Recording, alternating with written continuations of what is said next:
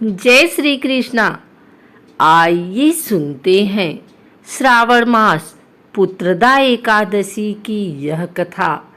एकादशियों के महात्म्य का आनंद लेते हुए धनुर्धर अर्जुन ने कहा, हे प्रभु, हे कल्याणकारी और महापुण्यदायी कथाएं सुनकर मेरे आनंद की सीमा नहीं और मेरी जिज्ञासा बढ़ती जा रही है। हे कमल नयन, अब आप मुझे श्रावण माह के शुक्ल पक्ष की एकादशी की कथा सुनाने की कृपा करें। इस एकादशी का क्या नाम है तथा इसके व्रत का क्या विधान है? इसमें किस देवता का पूजन किया जाता है और इसका व्रत करने से किस फल की प्राप्ति होती है? श्री कृष्ण ने कहा, हे धनुर्धर, श्रावण माह के शुक्ल पक्ष की एकादशी की कथा के श्रवण मात्र से ही आनंद योग्य का फल प्राप्त होता है। हे पार्थ, द्वापर युग के आरंभ में ही महिष्मती नाम की एक नगरी थी। उस नगरी में महाजीत नाम का एक राजा राज्य करता था। वह पुत्रहीन था, इसलिए वह सदा दुखी रहता था। उसे वह राज्य सुख और वैभव सभी कुछ बड़ा ही कष्टदायक प्रतीत होता था, क्योंकि पुत्र के बिना मनुष्य को इस लोक और परलोक दोनों में सुख नहीं मिलता है। राजा ने पुत्र प्राप्ति के समय बहुत उपाय किए, किंतु उसका हर उपाय निष्फल रहा। जैसे जैसे राजा महाजीत वृद्धावस्था की ओर बढ़ता जा रहा था, वैसे वैसे उसकी चिंता भी बढ़ती जा रही थी।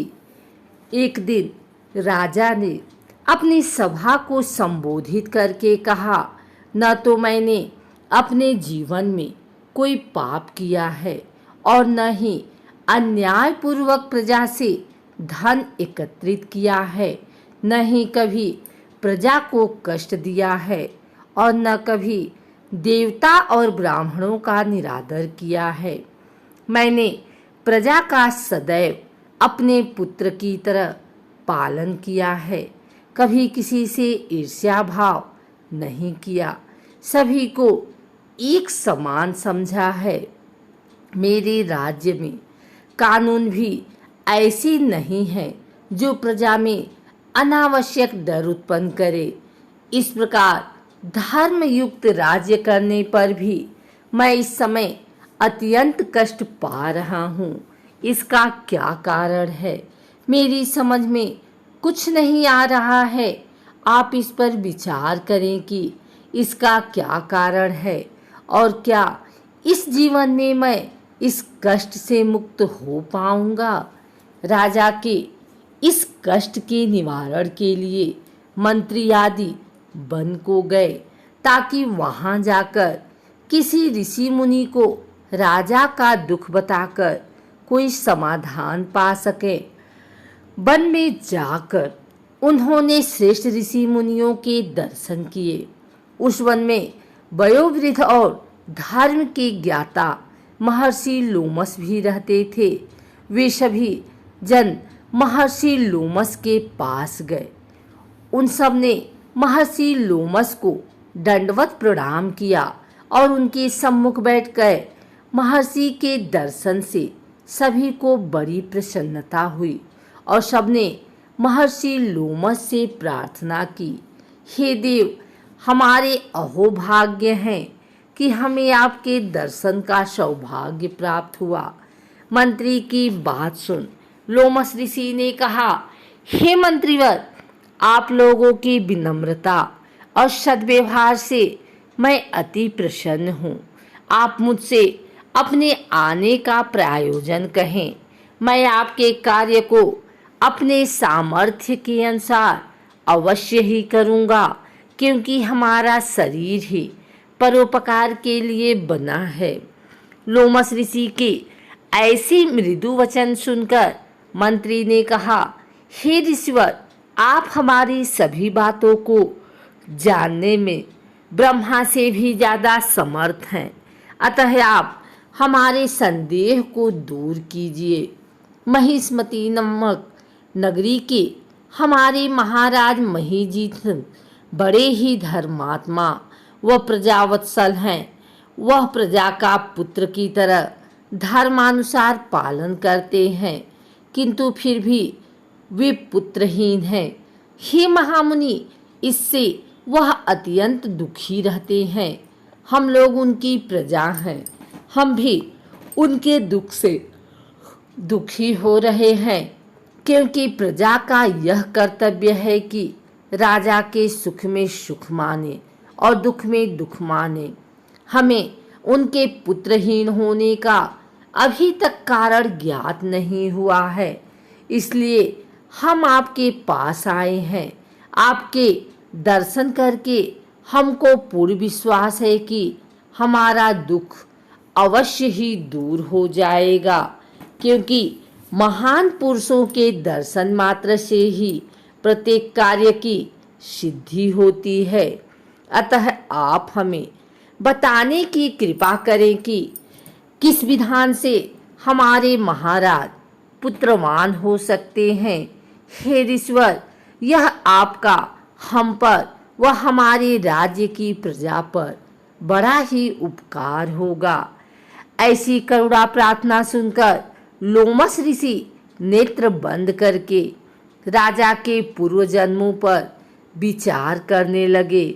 कुछ पलों बाद उन्होंने विचार करके कहा, हे भद्रजनों, यह राजा पिछले जन्म में अत्यंत उदंड था तथा बुरे कर्म किया करता था।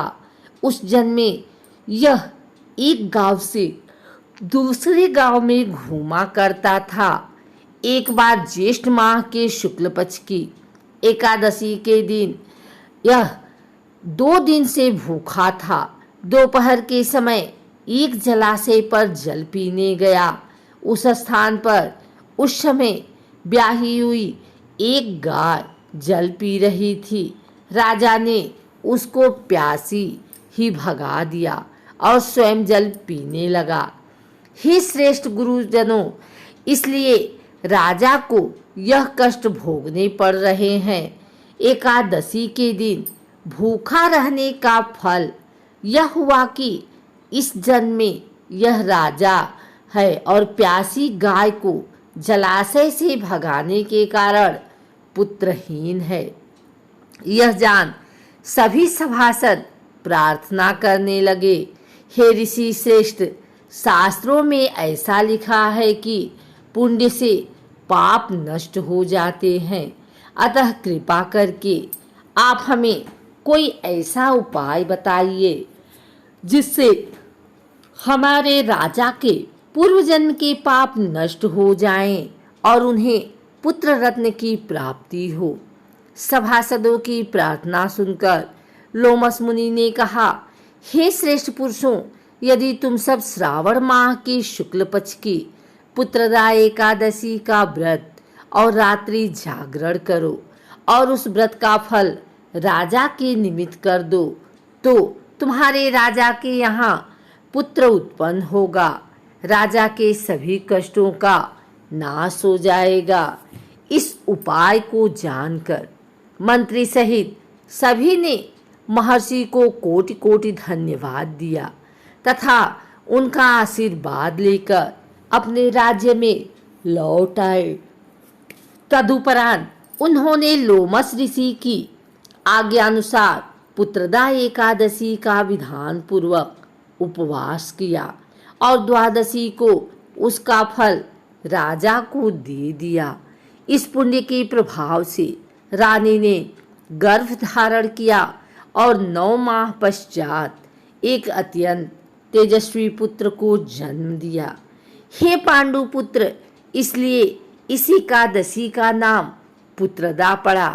पुत्र की इच्छा रखने वाले मनुष्य को विधान पूर्वक श्रावण माह के शुक्ल पक्ष की एकादशी का व्रत करना चाहिए। इस व्रत के प्रभाव से इस लोक में सुख और परलोक में स्वर्ग की प्राप्ति होती है। पाप कर्म करते समय मनुष्य यह नहीं सोचता कि वह क्या कर रहा है, परंतु शास्त्रों में विदित होता है कि मनुष्य का छोटे से छोटा पाप भी उसे भयंकर दुख भोगने को विवश कर देता है। अतः मनुष्य को पाप कर्म करने से डरना चाहिए, क्योंकि पाप नामक यह असुर जन्म जन्मांतर तक उसका पीछा नहीं छोड़ता। प्राणी को चाहिए कि सत्यव्रत का पालन करते हुए भगवान के प्रति पूरी श्रद्धा व भक्ति रखें और यह बात सदैव याद रखें कि किसी के दिल को दुखाने से बड़ा पाप दुनिया में कोई दूसरा नहीं है।